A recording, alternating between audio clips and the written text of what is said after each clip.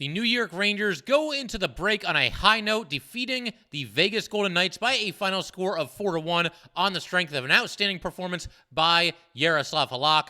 Welcome back, Blue Shirts fans, to episode number 760 of the Locked On New York Rangers podcast. I'm your host, John Chick. Just want to thank you guys, as always, for making Locked On New York Rangers your first listen every day. And today's episode of Locked On New York Rangers is brought to you by FanDuel. We got a very special Friday night edition here of Locked On New York Rangers, and gotta, kick off today's proceedings by talking about Jaroslav Halak, who I thought was absolutely outstanding in this game, has really turned a corner, turned his season around, and really becoming one of the reasons when he plays why the Rangers are winning games. He's not just giving them a chance, he's one of the key reasons, at least in some of these recent showings, for Jaroslav Halak. So we're certainly going to talk about him and the work that he did.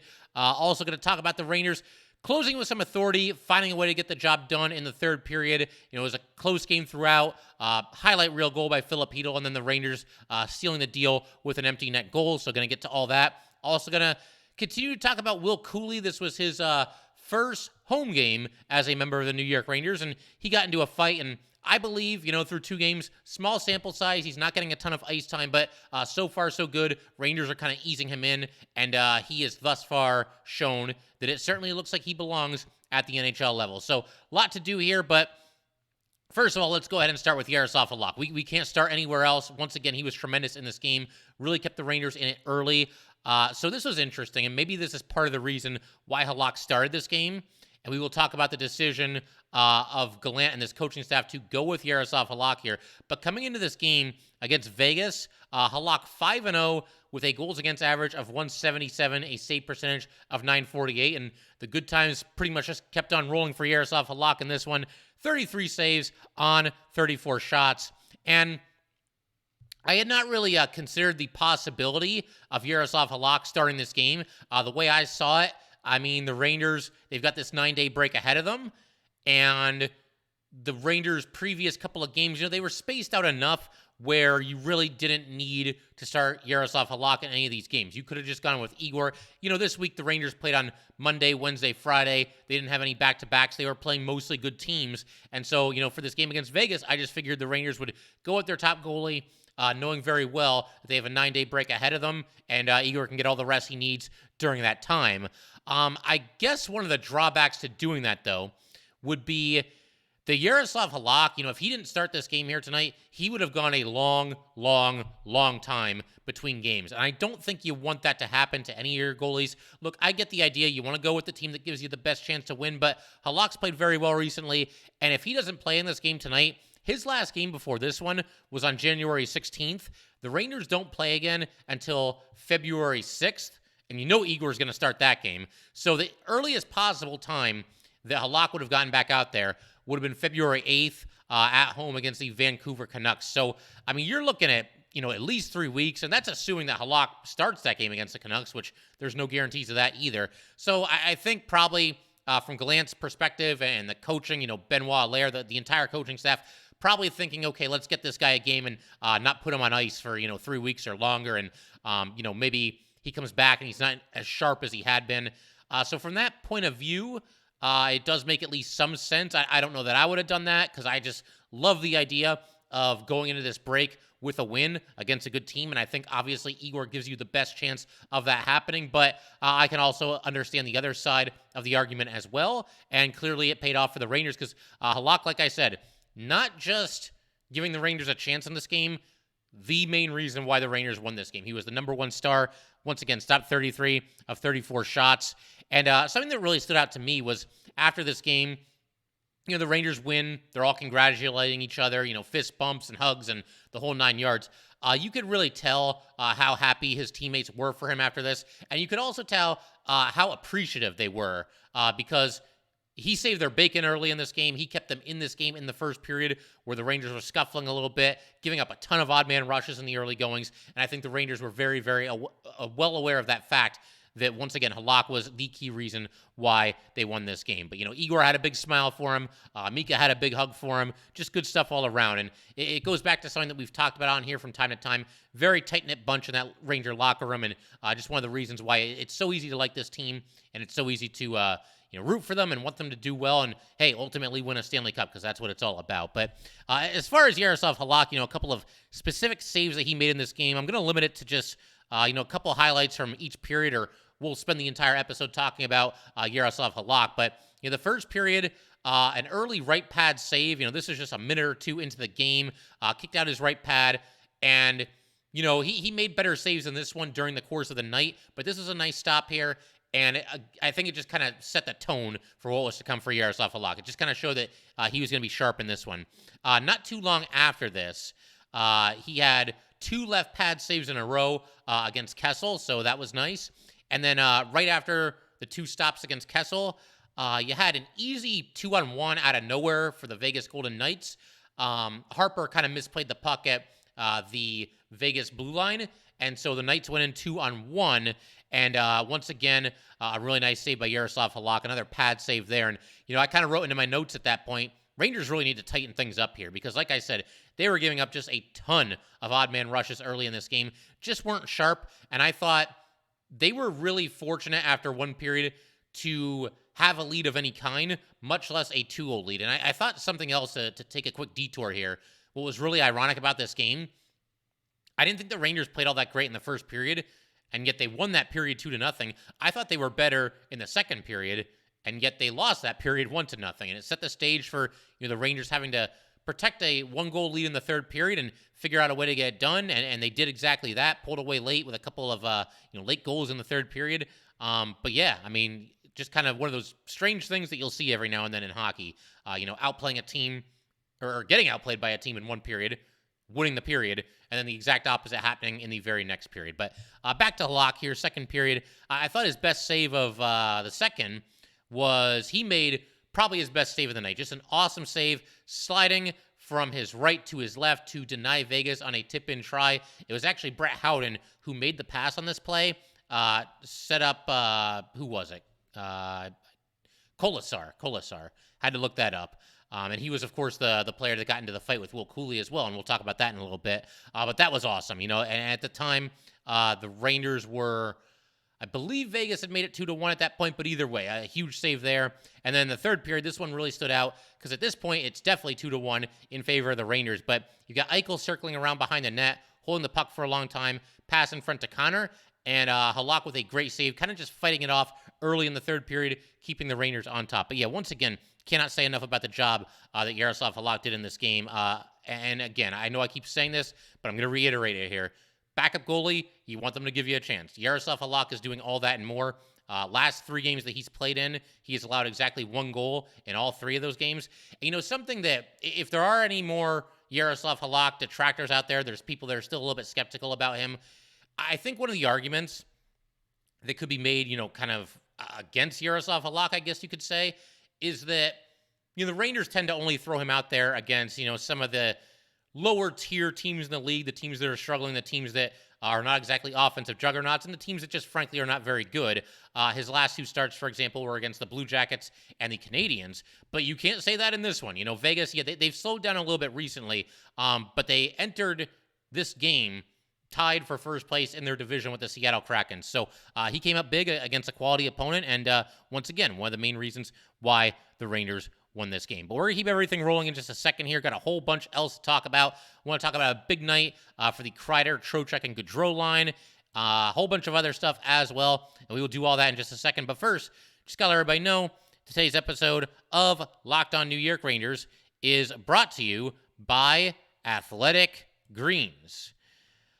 Our Athletic Greens, I started taking it every day because I wanted a supplement that actually tastes great, and I wanted to see what all the hype was about. Now I've been on it for about 8 or 9 months, and I love it. It doesn't taste like it's super healthy. It has kind of a mild tropical taste that I actually look forward to each morning. So what is this stuff? With 1 delicious scoop of AG1, you're absorbing 75 high-quality vitamins, minerals, whole food source superfoods, probiotics, and adaptogens to help you start your day right. This special blend of ingredients supports your gut health, nervous system, immune system, energy, recovery, focus, and aging. It is lifestyle friendly, whether you eat keto, paleo, vegan, dairy-free, or gluten-free. It costs you less than $3 a day. You are investing in your health, and it is cheaper than your cold brew habit. Athletic Greens has over 7,000 five-star reviews. Right now, it is time to reclaim your health and arm your immune system with convenient daily nutrition. It's just one scoop and a cup of water every day. That's it. No need for a million different pills and supplements to look out for your health. To make it easy, Athletic Greens is going to give you a free one-year supply of immune-supporting vitamin D and 5 free travel packs with your first purchase. All you have to do is visit athleticgreens.com/NHL Network. Again, that is athleticgreens.com/NHL Network to take ownership over your health and pick up the ultimate daily nutritional insurance. All right, we just want to thank you guys, as always, for making Locked On New York Rangers your first listen every day. We are free and available on all platforms. And we'll get back to the hockey stuff in just a second. One thing I just want to mention, though, Madison Square Garden and the Rangers, they do such a nice job throughout every season, with different theme nights. And obviously, this game in Madison Square Garden was Pride Night. And I think it's one of those things that goes back to the slogan that we hear fairly often from the NHL, the whole hockey is for everyone thing. And I think the hope is that, that eventually just becomes a common sense thing. It's not something that needs to be repeated and repeated and repeated. It's a great message. Don't get me wrong. It's an awesome message.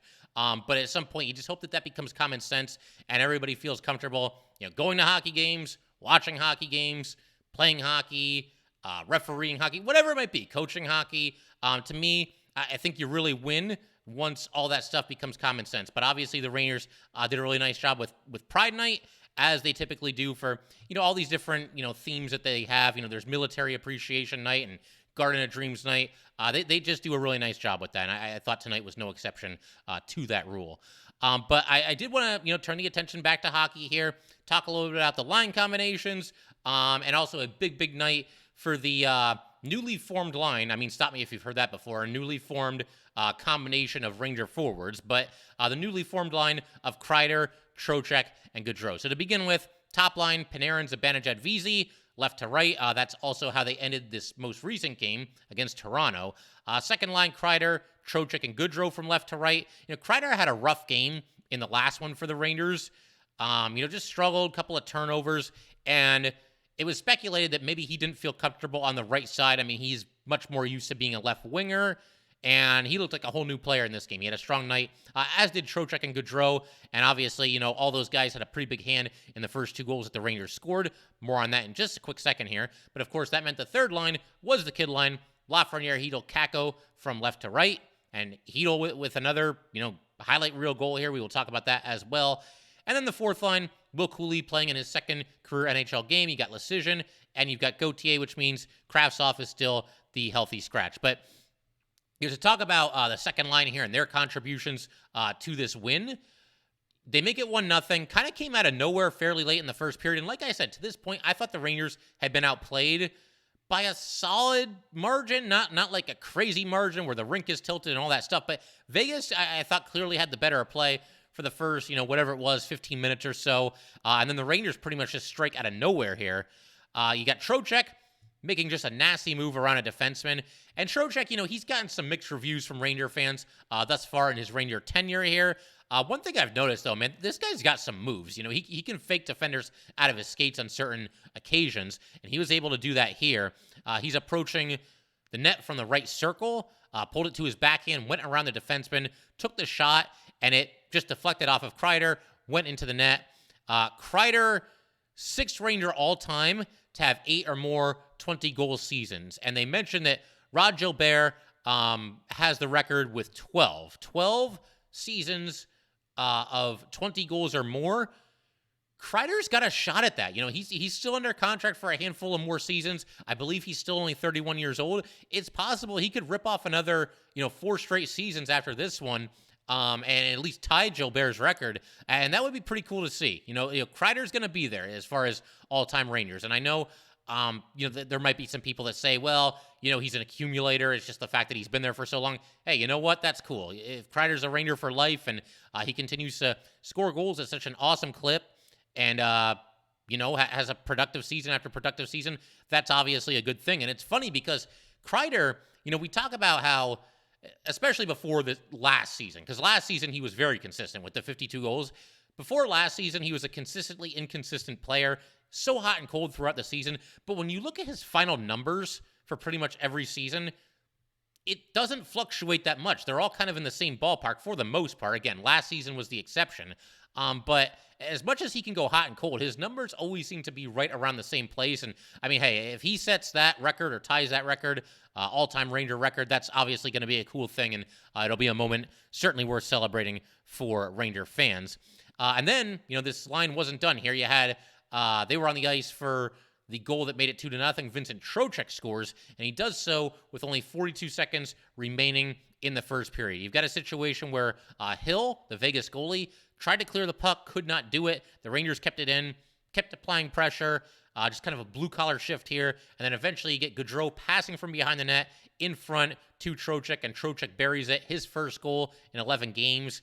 He had only 2 assists in his last 10 games, and so 2 points in one period here. Obviously, nice to see Trocheck, hopefully starting to find his game a little bit here. And if this trio clicks, then leave them together. We'll see if they do that. But so far, so good for this newly formed line of Kreider, Trocheck, and Goodrow.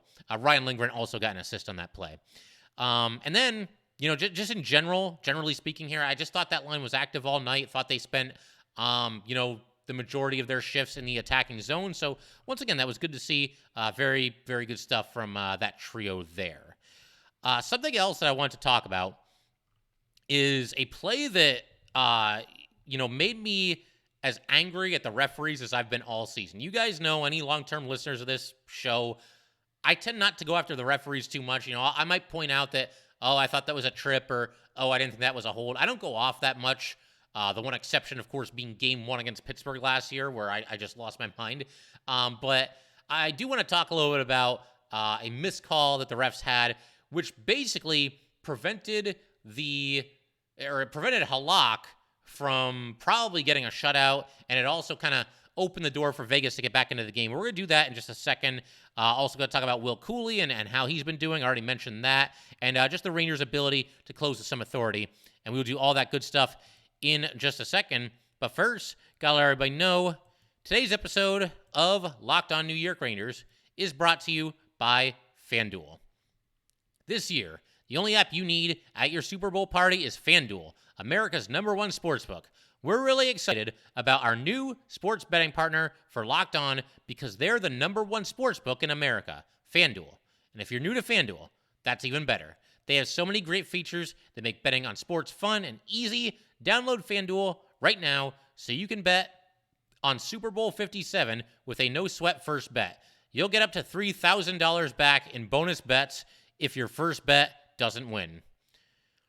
FanDuel lets you bet on everything from the money line to the point spreads to who will score a touchdown. The FanDuel Sportsbook app is safe, secure, and super easy to use. Best of all, you can get paid your winnings instantly. So join FanDuel today at FanDuel.com/LockedOn to claim your no-sweat first bet on Super Bowl 57. That's FanDuel.com/LockedOn. Make every moment more with FanDuel, official sportsbook partner of the NHL. FanDuel is 21 and over in select cities. First online real money wager only. $10 deposit required. Refund issued as non-withdrawable. Sportsbook bonus bets, which expire in 14 days. Restrictions apply. See full terms at FanDuel.com/sportsbook.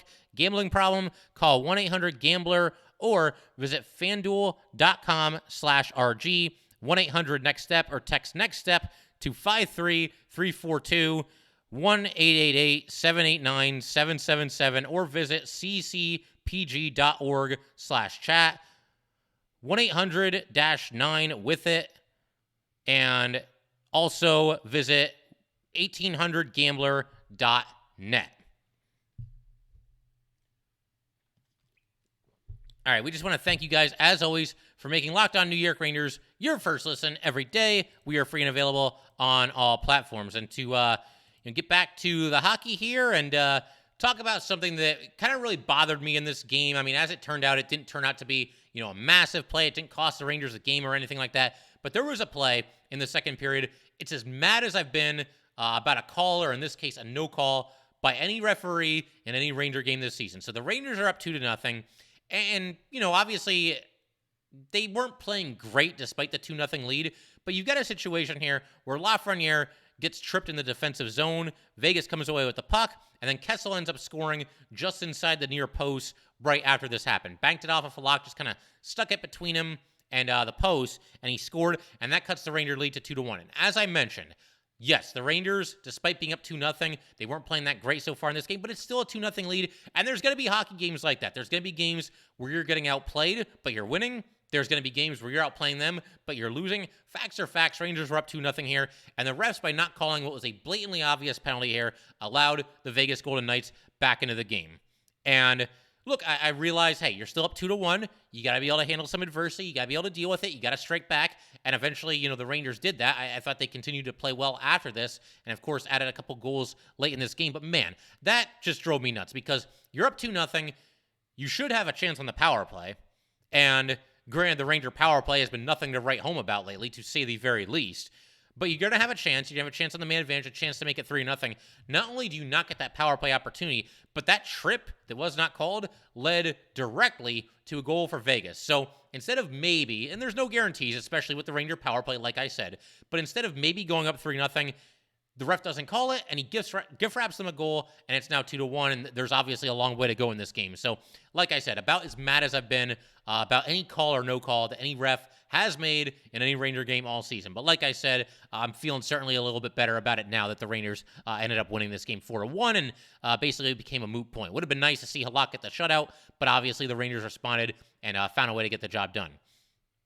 Also want to talk about Will Cuylle getting into a fight. The fourth line, interestingly, started all 4 periods for the Rangers, so that was kind of interesting. And I thought the fourth line had a pretty solid showing for themselves and obviously limited ice time. But you get the second period, the puck drops, and Cuylle and Colasar drop the gloves. A couple punches landed. That was a good tussle right there. The linesman let them go for a little while. I'd give Will Cuylle the slight edge here. Thought maybe he landed, 1 or 2 more punches. But, obviously stuck his nose in there. They were having kind of an argument or just chirping each other before the puck dropped. And I don't know if this was supposed to be a welcome to the NHL kind of moment for Cuylle, although, watching the replay, I think Cuylle was doing most of the talking. But they fought, and, hey, that's a way. You don't want anybody to get hurt or anything like that, but that is a way if you're Will Cuylle or any young player on the Rangers or really any team in the NHL to endear yourself to your teammates and also endear yourself to the home fans. And Cuylle, like I said, I thought he won the fight. While we're talking about Cuylle, we might as well just talk about his night. Obviously, once again, one of the bigger prospects in the Ranger pipeline, getting a chance to play his first couple games in the NHL here. But he ends up with 6 minutes and 31 seconds of ice time. That was the second fewest among players on the New York Rangers, only to Julien Gauthier, who had 5:58. That's not surprising, though. Cuylle, I mentioned this not too long ago. I'm completely fine with him starting on the fourth line, getting his feet wet in the NHL, having some limited ice time. Will Cuylle can play a fourth-liner style, despite also being a skilled player. So I think what you do here is you start him in this exact role. He can play the fourth-line style, just play physical. If he adds offense, great, but if not, it's no sweat. And then after some time goes by, maybe he organically works his way up the lineup. The one tricky thing there, though, is that Cuylle is a left winger and pretty much exclusively plays left winger, at least as far as I've seen. And then you've also got Kreider, who's a left winger, and moved to the right wing, in the last game, and that didn't go so well. You've got Panarin, who's a left winger. He can play the right wing too, but do you really want to move Panarin out of his natural spot?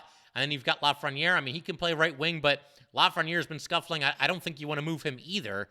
He needs all the help he can get right now in some ways, even though I think he's played a little bit better recently.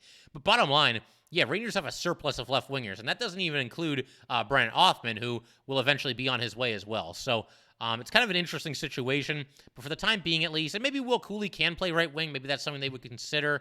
But for the time being, I'm completely fine with him being in that fourth line role. Let him get acclimated to the NHL. Let him very naturally work his way up the lineup in due time. But again, solid night for Will Cuylle, looking like he belongs. Also want to just talk about the Rangers closing with some authority in the third period. First couple minutes of the third, I thought were a little bit shaky for the Rangers, but Jaroslav Halak made some saves. Rangers hung in there, kind of bent but didn't break. And then they, in fairly short order, found their game. I thought by like 4 or 5 minutes into the third period, they got it going again. They were defensively responsible. Not too many golden chances No pun intended. I swear I didn't do that on purpose. Not too many golden chances for the Vegas Golden Knights down the stretch in this game. Again, I thought the Rangers defended well, and when they needed a save, Halak was up to the task. But then we got just a highlight reel goal by Filip Chytil, who continues what has to be considered a breakout season at this point. And Chytil, it's getting late in the game. How much time was left? There was 5:40 to go in the game when he scored. But he's got the puck in the Rangers zone at the blue line, kind of on the right side, goes into the neutral zone, kind of veers toward the center of the ice, drives up the center of the ice. He pretty much took on the entire Vegas team by himself. I am not exaggerating. He went around or by or powered past 4 different skaters on the Vegas Golden Knights, got to the net, and got a little bit of a lucky bounce here because, by that point they had finally, knocked the puck away from him, but he very quickly got it back, sent it backhand toward the net, bounce off the skate of a Vegas defenseman, and goes into the net, gives the Rangers a 3-1 lead. And like I said, a little bit of a fortuitous bounce there, to be sure, for Filip Chytil, but I think the hockey gods were kind of smiling on him. He's obviously played well recently, and this was just a tremendous individual effort by Filip Chytil. And it's funny because in the game against Toronto, obviously he scored 2 goals there. He had the quintessential unassisted goal, the most unassisted goal that you will ever see. The puck dropped, offensive zone faceoff, and he just shot it into the net. So that was awesome. This one technically was not unassisted. Technically, it was Harper to Schneider to Chytil for the goal, but this one, once again, it was pretty much just all Filip Chytil, just driving up the center of the ice, taking on the entire Vegas team, and finding a way to put the puck in the net. Rangers with a 3-1 lead. And, it's not over at that point, obviously, but, with the way the Rangers were playing, I think when Chytil scores this goal here, you're feeling pretty good. And then, to just kind of cap off the game here, cap off the scoring, Vegas pulls the goalie with 1:43 to go. I'm telling you, as soon as Vegas pulled the goalie, you could sense the Ranger fans, the Madison Square Garden crowd, starting to get excited because they know Igor Shesterkin, in the last win at the Garden and just in general, has come close a couple of times to scoring a goal with the net empty. And I swear, that's why the Garden started cheering at that point. They could tell the Hill was about to leave his crease, go to the bench. Everybody was anticipating Igor possibly scoring a goal. Never really got to that, though, and that's fine. Igor's eventually going to get one. I do think that will happen. But Schneider goes down, blocks a shot. So this ends up being his second assist of the night, by the way. But he blocks a shot. VZ gets control of the puck. Pretty much just turns around, fires it down the ice, took the shot at the empty net. When you're up by 2, I have no issue with that whatsoever. If you're up by 1 here and you're VZ, maybe it makes more sense to try to skate it out, play it off the boards, lift it into the neutral zone, do whatever you got to do to make a little bit of a safer play and not risk taking an icing. But when you're up by 2, shoot it at the empty net, man. Why not? Go for the empty netter. He hit it. It was a bullseye, pretty much dead center. Made it 4-1. And, VZ, obviously a hardworking player. He'd come close to scoring a goal on a couple of other occasions in this game. There was one instance where, Fox passed in deep to Artemi Panarin. Panarin with a really quick pass across the crease to VZ. VZ couldn't quite finish, but VZ got close a couple of times, so nice to see him get one here. And obviously, there's trust with VZ on the ice. Granted, it was a 2-goal lead here, but still, you're going to go to Jimmy VZ when you're trying to protect a late lead. He's one of those guys for sure. I figure we can pretty much call it there. Man, it just feels awesome to get this win, though, because we're aware of it. The players are aware of it. The coaches are aware of it. Pretty much anybody that follows this Ranger team is aware of the fact that this team is off for 9 days after that. You don't want to go in with your second straight loss. If it happens, it happens. It's not a death sentence. Obviously, the Rangers still have everything in front of them in terms of how this season is going to play out. But, let's go into the break with a win over a good team, get 2 points, an all-important 2 points in the standings, feel good about it. And obviously, look, the Rangers will be back, and there's still work to be done. But when you've got 9 days off in a row, I think you certainly want to get that win, get those 2 points, and the Rangers were able to do that. Also of note, the Rangers got a win in the Lady Liberty jerseys. I know, it's crazy, right? But it actually happened. They played overall a solid game wearing the Lady Liberties, so that was nice to see. Look, deep down, I know that those jerseys don't really affect how the Rangers play. At least I don't think that they do. But, for me, it's just kind of a mental thing because when they were wearing those jerseys back in the day, that was not a good era of Ranger hockey at all, save for the 97 run to the Eastern Conference Finals. But after that, it was ugly, and now they brought them back, and I don't know their exact record with the Lady Liberties this year. I don't have it in front of me, but I know that it's not good. So nice to see that they finally got a win there. And, as I mentioned, obviously the Rangers are going to be off for a little while. Do stick around with Locked On New York Rangers, though. You know, we're going to have some fun. We're going to do some more trade deadline-centric episodes. Want to check in with the Wolfpack, see how they're doing, bring everybody up to speed there. Going to look at some Ranger prospects playing in various other leagues. Going to try to line up some guests for you guys as well. I'm sure we'll get a couple of guests, maybe a mailbag or two. Some of the comments that you guys leave on YouTube can be pretty funny, so we're going to have some fun, no doubt about it. And also just want to mention Chris Kreider. This was his 700th career game, so nice to see him end up with a goal in this one. But that will pretty much do it for today, guys. Once again, if you'd like to get in touch with this podcast, please send an email to lockedonnyrangers@gmail.com. Once again, that is lockedonnyrangers@gmail.com. And definitely give us a follow on Twitter as well, @LO_NY_Rangers. Once again, that's @LO_NY_Rangers. And definitely subscribe to Locked On New York Rangers YouTube channel. Thanks again, guys. I'll see you next time.